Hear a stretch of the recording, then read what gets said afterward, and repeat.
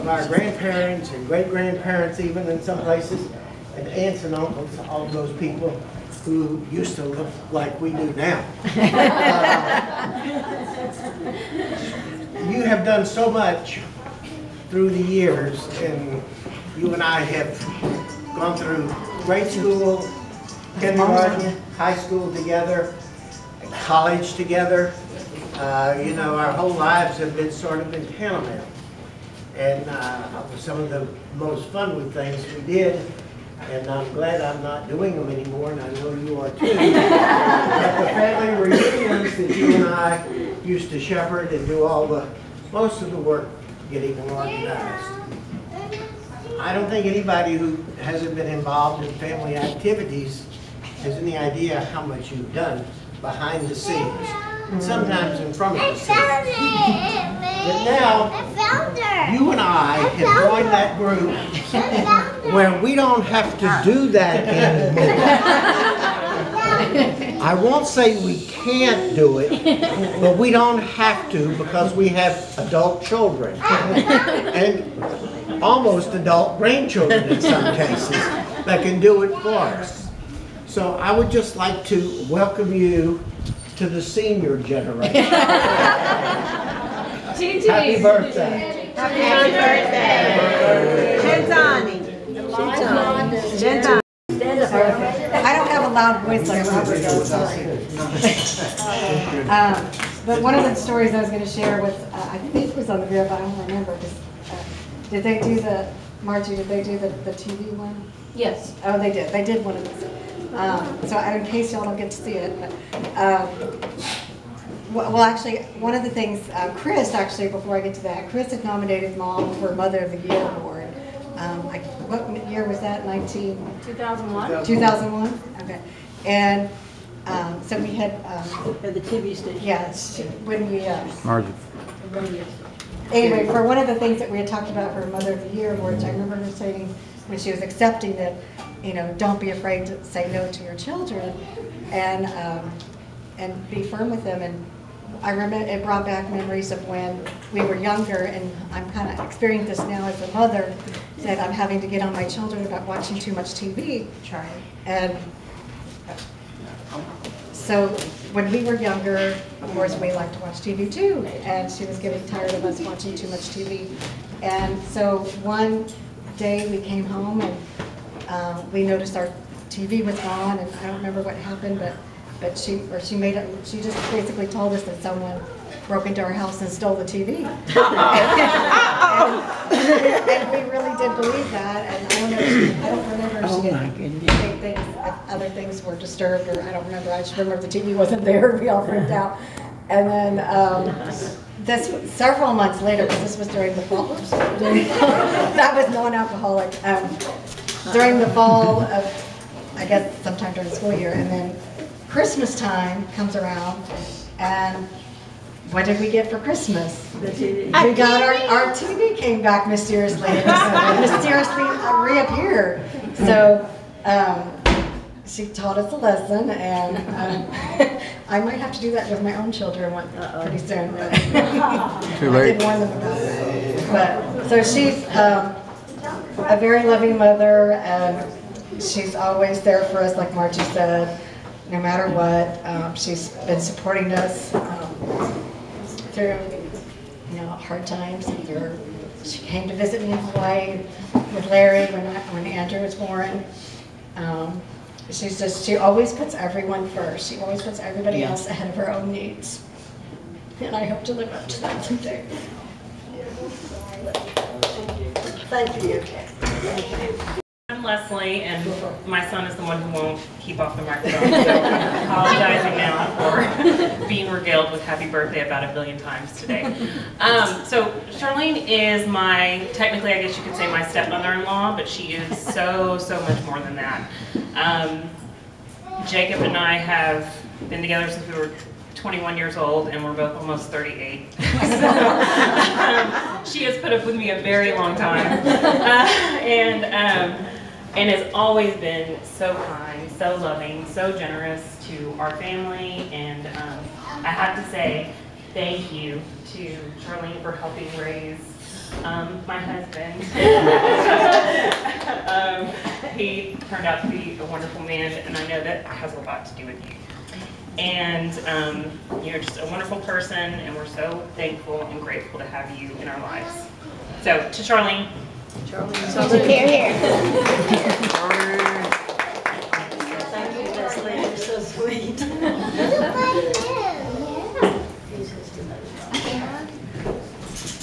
Hi, I'm May. I'm married to Jerry, Charlene's oldest. And when I was told that we could say a story, I said, I can't tell my story because my mother-in-law's answer for everything, if I would call her, if we were having a good time, a bad time, an in-between time, would be to have relations. That was her answer for everything. So I know I embarrassed her and embarrassed myself a little bit, but yes, that's what I always think of with Charlene. That was her answer for everything. So I guess she practiced what she preached because she has 5 children. And I'm sure Margie followed direction because Margie has 5 children. But I love her. Jerry and I will be celebrating 25 years this year, so she's more than a mother-in-law. She is my mother. And we love you.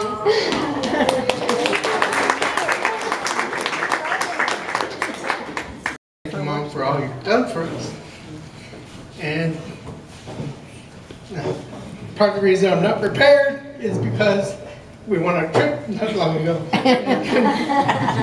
And anyway, a lot of my best trips have come from you, and including the one to Earth.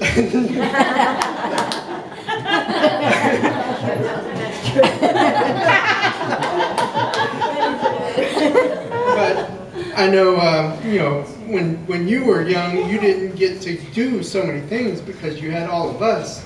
So thank you for in your older life, including us in all the things that you wanted to do and didn't do till later.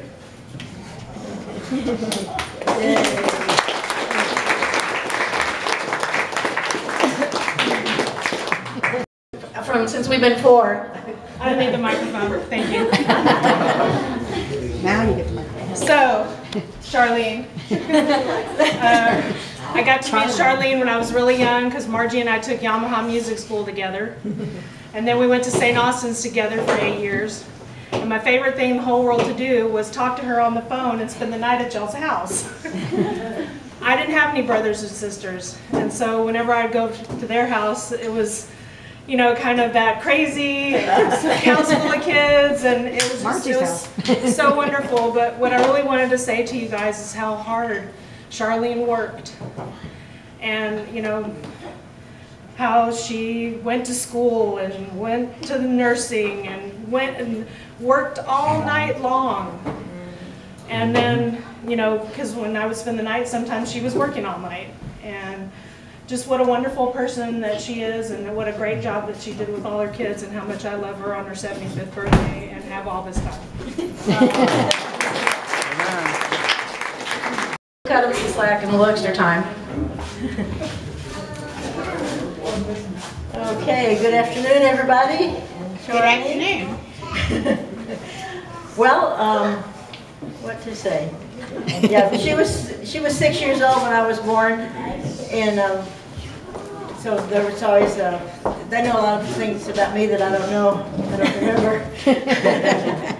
But we shared a room when growing up, and when I got out of the crib, and then when she was in high school, she was a cheerleader.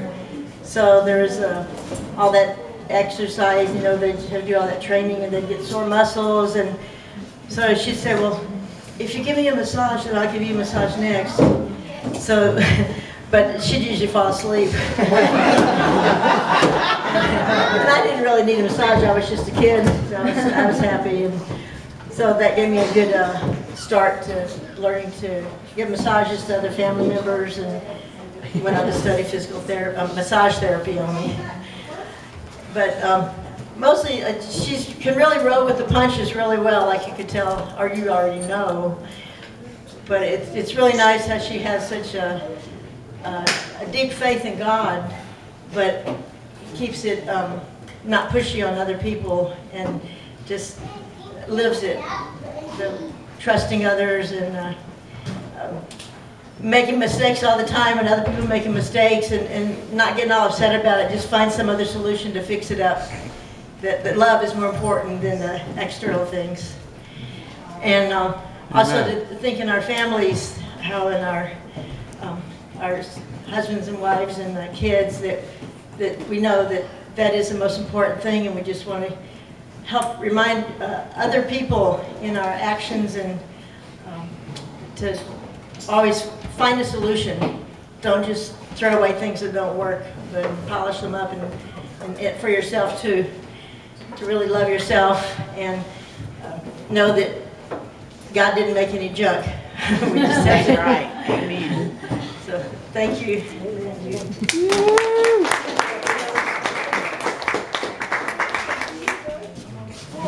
I'm Sylvia. I'm Charlene's big sister. We're a year and a half apart. I think of some of the crazy childhood things when we were together. I know Charlene and I mean, we would walk. A lot of times, instead of using the nickel to catch the bus to come home from school, we would spend the nickel at Lammy's candy store. Yeah. And what did we used to get? Hard rock candy, that horrible rock candy. and we would saunter home. It may take us an hour or more to walk home. I don't know how long, but we were happy with our piece of candy. Must have been good for you. And then other times, Charlie and I would be out just wandering down, walking. I can remember. I said, Charlie, do you remember when you said, Sylvia, let's get lost? You know? Charlie was always adventurous. You know, she wanted to be a detective. She wanted to get lost and just let find out where we would wander off to. And then one of our favorite pastime, when Mother would be out of the house or go to the grocery store, Charlene and I would run to the pantry when nobody was looking, and we had favorites. We would get either the box of coconut or some, what was the Ovaltine, a jar of Ovaltine. Oh yeah. Or some raisins. I don't know. We had some favorites, and we would stash them in our pockets and run behind the couch in the living room. There was a special little place you could crawl back there, and we'd sit back there and eat our stash. You know? That's where Anthony gets that. It wasn't even Halloween. How old were we? It wasn't even Halloween. It wasn't even Halloween.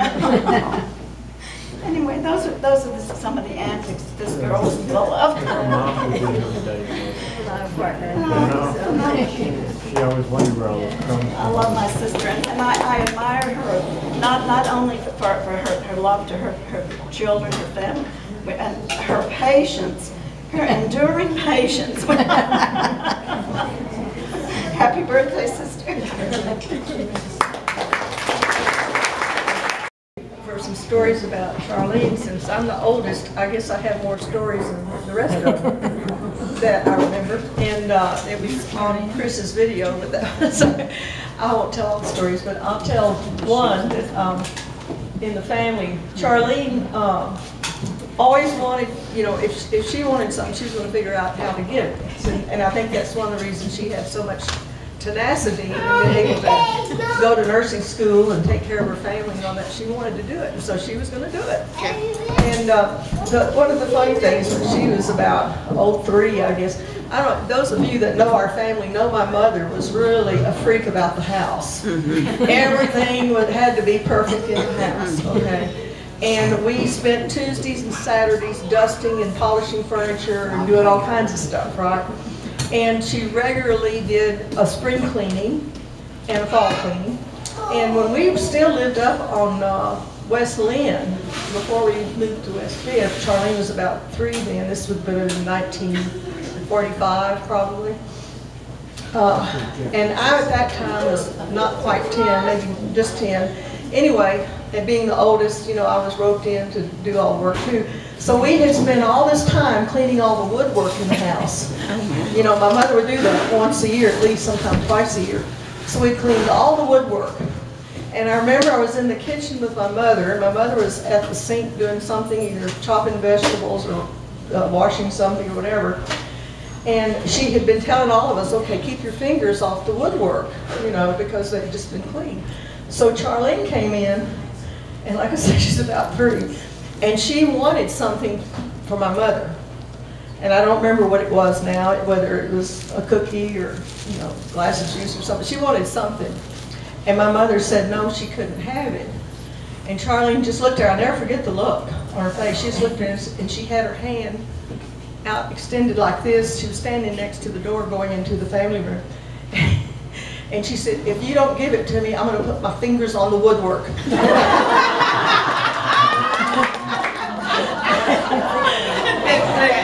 And she said it in her little kid voice. I mean, you know, didn't say like, so it was really funny. And my mother and I burst out laughing.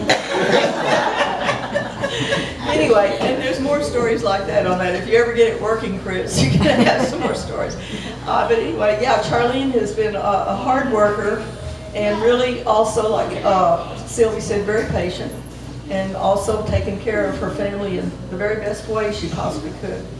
And so I'm glad she's getting to have this day to honor all the things that she's achieved in her life. And I hope you have another 10, 15, 20 years of having you can do some more. Amen. Amen.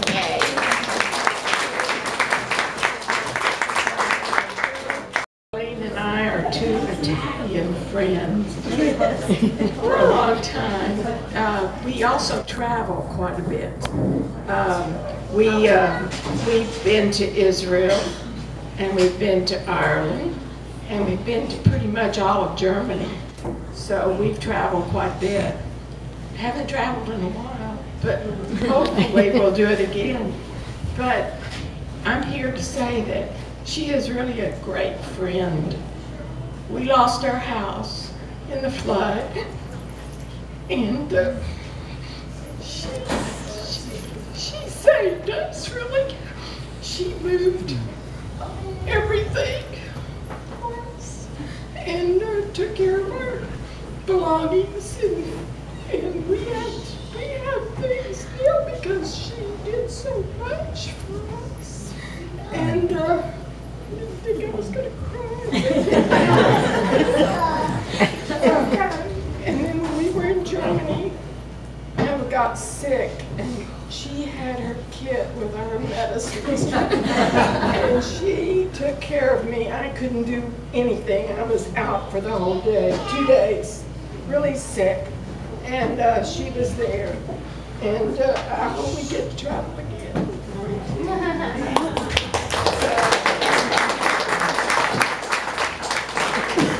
He just wants to get advice. He doesn't want to talk.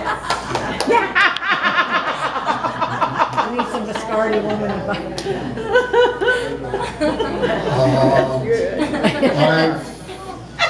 I have been in, some of you may be aware I'm not from the southern clime. I moved down here in '85, which makes it 31 years or something like that. And within a little over a year, I actually met Charlene. I met her first, of course. And it took me a number of years to appreciate, because all but one of my cousins is still up in the Northeast. He's in Houston with his family. But to come down here, and this came to me in 2000 when my mom passed away, I tore my soul in half to chase my dream to work in the space program, leaving so much of my family so far away. But very quickly, when I met Charlene, and I kind of expected it, already knowing Margie, that I had potentially a second mother in the offing. And from the get-go, that's what she's been for me, and especially since number 1 passed away. So I want to thank you. It was given that I dabble in being a professional patient, it was actually a wonderful bonus that she's an RN. I also happen to seek out a MD too. That was helpful. Thank you so much for being my second mom, and for bringing my wonderful wife forth, and for helping to create the family that convinced me that I need to marry her.